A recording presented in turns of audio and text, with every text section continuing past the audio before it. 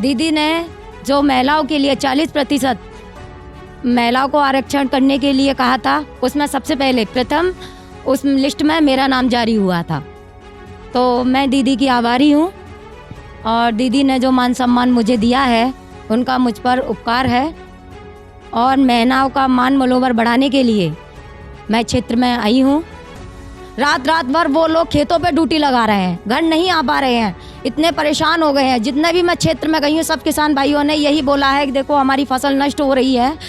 तो मैंने उस पर लिया था, मैंने कि अगर मैं विधायक बनती हूँ, आप लोग मेरा सहयोग करते हैं तो मैं ये सारी चीज़ें ख़त्म करने की कोशिश करूँगी। वो जो कह रहे हैं उनके कहने से कुछ नहीं होता। देखो ये तो जनता बनाती है सरकार। जब जनता में इतना फूट के क्रोध भरा हुआ है बीजेपी के प्रति, तो मुझे नहीं लगता कि बीजेपी की सरकार अब आएगी। नमस्कार, स्वागत है आपका मीडिया लैंड नेटवर्क में और खास तो उत्तर प्रदेश में। आज हमारे साथ खास मेहमान मौजूद हैं प्रज्ञा यशोदा दिवाकर, जो कि बिसौली विधानसभा से कांग्रेस की प्रत्याशी हैं। लड़की हूं लड़ सकती हूं की तर्ज पर और प्रियंका गांधी जी से प्रभावित होकर कुछ दायित्व का निर्वहन कर रही हैं। और आज इनसे जानेंगे कि अगर ये विधायक बनती हैं तो अपनी विधानसभा के लिए क्या कुछ कर सकते हैं। बदायूं जिले की एकमात्र आरक्षित सीट बिसौली बड़ी ही चर्चित है और बड़ी ही लोकप्रिय सीट है। तो सबसे पहले आपका बहुत बहुत स्वागत है मीडिया लैंड। नमस्कार साहब सभी को। अगर आप सबसे पहले यही हमारा क्वेश्चन रहता है हमारे खास शो में कि अगर आप विधायक बनते हैं तो आप अपनी विधानसभा के लिए क्या क्या कर सकते हैं और क्या आपके दिल में है जो आप इस क्षेत्र में आए। मुझे दीदी प्रियंका गांधी जी ने लड़की हूँ लड़ सकती हूँ मुझे ये आशीर्वाद प्राप्त किया है। मैं जो ग्रामीणों को जल भराव की परेशानी है, माता बहनों को वृद्ध पेंशन नहीं बनी है, सब लड़कियां भ्रष्टाचार बहुत फैला हुआ है, इसी कारण मैं इन सब चीज़ों का पालन करते हुए क्षेत्र में उतरी हूँ। मैं सभी माताओं का, बहनों का, ग्रामीण लोगों का जो भी परेशानी है, जो भी जितनी भी दिक्कतें हैं, उन सब का पालन करना चाहूँगी, दूर करूँगी। क्योंकि दीदी प्रियंका गांधी जी ने जो मुझे टिकट दिया है, जो मुझे सम्मान दिया है, मैं इन सब चीज़ों का पालन करना चाहूँगी। क्या ऐसी खास वजह है जो आप दीदी से जुड़ी, क्योंकि लगातार कुछ बड़े नेता कांग्रेस से भी छोड़कर चले। दीदी ने जो महिलाओं के लिए 40% महिलाओं को आरक्षण करने के लिए कहा था, उसमें सबसे पहले प्रथम उस लिस्ट में मेरा नाम जारी हुआ था। तो मैं दीदी की आभारी हूँ और दीदी ने जो मान सम्मान मुझे दिया है उनका मुझ पर उपकार है। और महिलाओं का मान मनोबल बढ़ाने के लिए मैं क्षेत्र में आई हूँ। क्या क्या आपके क्षेत्र में परेशानियां हैं जिसे देखकर आपने भी सोचा क्यों ना मुझे एक विधायक बनकर विधायक बनकर इन समस्याओं को ड्रॉप करना। सबसे पहले तो यहाँ पर सबसे ज़्यादा भ्रष्टाचार फैला हुआ है और जिस गांव में डोर टू डोर मैं चली हूँ सब में जल भराव है। महिलाएं इतनी परेशान है, फसलों को नष्ट किया जा रहा है, जानवर फसलों को बहुत बुरी तरह से, किसान लोग, ग्रामीण लोग इतना परेशान हैं कि रात भर वो लोग खेतों पे ड्यूटी लगा रहे हैं, घर नहीं आ पा रहे हैं, इतने परेशान हो गए हैं। जितने भी मैं क्षेत्र में गई हूँ सब किसान भाइयों ने यही बोला है कि देखो हमारी फसल नष्ट हो रही है। तो मैंने उस पर लिया था, मैंने कि अगर मैं विधायक बनती हूँ, आप लोग मेरा सहयोग करते हैं तो मैं ये सारी चीज़ें ख़त्म करने की कोशिश करूँगी। और महिला और सबसे ज़्यादा जो दिक्कत है कि गलियों में निकलने के लिए रास्ता नहीं है, गड्ढे हो रहे हैं, तमाम जगह जगह पानी भरा हुआ है। उससे ग्रामीण लोग बहुत क्रोधित हैं, परेशान भी हैं कि वोट लेने तो सब आ जाते हो लेकिन इनको कौन करेगा। लेकिन देखिए जब से मैं नहीं थी मुझे नहीं पता कि 32 साल से जब कांग्रेस यहाँ नहीं रही है तो अब जो किसी का भी शासन चल रहा है उससे मैं भी नहीं सहमत हूँ। क्योंकि यहाँ से जो भी विधायक बना आज तक ग्रामीणों में वोट मांगे, जीता और अपने यहाँ जाके बैठ गया। आज तक ग्रामीणों की कोई भी परेशानी का कोई सॉल्यूशन नहीं हुआ है।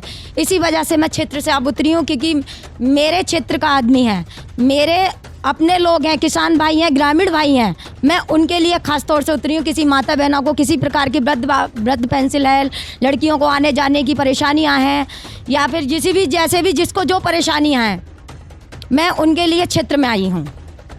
मोदी जी कहते हैं, आपने कहा कि मैं प्रियंका गांधी जी की बातों से सहमत होकर उन्होंने लड़कियों के लिए एक अलग किस्म की राजनीति की है और उन्हें बढ़ावा देने के लिए इस चुनाव मैदान में उतरी हैं। तो मोदी जी भी कहते हैं, बीजेपी कहती है कि महिलाओं को जो सम्मान बीजेपी में मिलता है वो कहीं नहीं मिल सकता।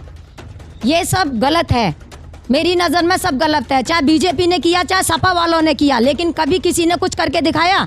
कहने को तो सब कह देते, लेकिन कांग्रेस पार्टी ने 32 साल यहाँ शासन किया, उनके शासन में ऐसी कोई दिक्कतें नहीं रही हैं। 60 साल में कोई दिक्कत नहीं रही हैं यहाँ पे।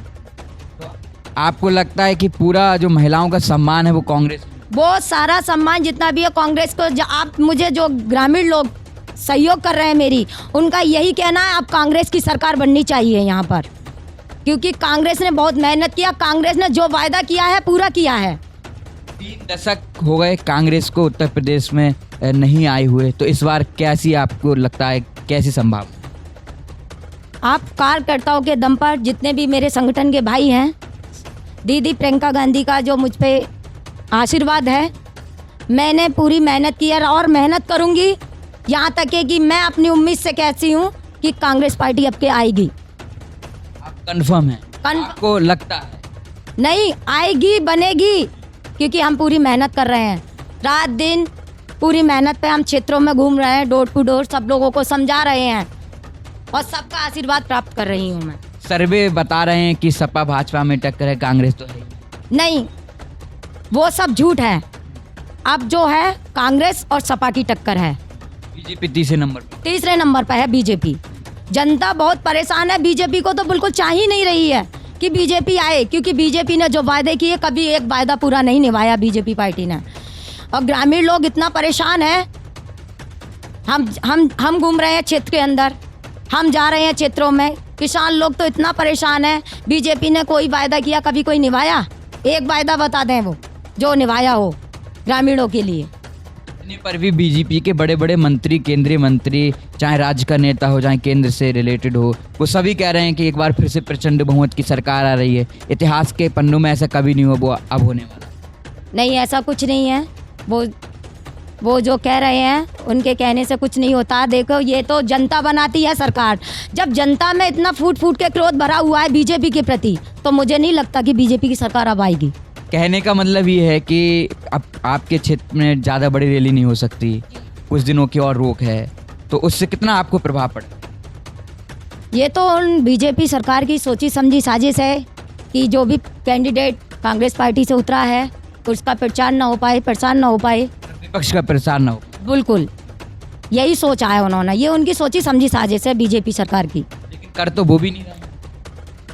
तो वो तो पहले कर चुके हैं, उनको तो मालूम है कि हमारा बहुमत है, वो अपने दिमाग में गलत सोच लिए बैठे हैं कि सरकार है वो कुछ भी कर सकते हैं, पहले सोच लिया था, इसलिए मोदी जी बड़ी बड़ी 13 रैलियां करके चले। बिल्कुल, उन्होंने तो बड़ी बड़ी रैलियां कर ली, उन्होंने सोची समझी, ये उनकी रणनीति है, लेकिन ऐसा कुछ भी नहीं है। हम भी अपने जोड़ तोड़ों से आपको लगता है कि लास्ट बार बता दीजिए, आपको लगता है कि कांग्रेस आ रही है? हाँ, हमें पूरा 3 दशक बाद उत्तर प्रदेश में कांग्रेस आ रही है। हाँ, 3 दशक बाद कांग्रेस पार्टी 100% आ रही है यहाँ पर, कोई कमी नहीं, कोई कमी नहीं है। किसी के साथ आएगी या अपने अकेले दम पर? अपने अकेले दम पर। चलिए, बहुत बहुत धन्यवाद आपका हमारे साथ बातचीत। Thank you.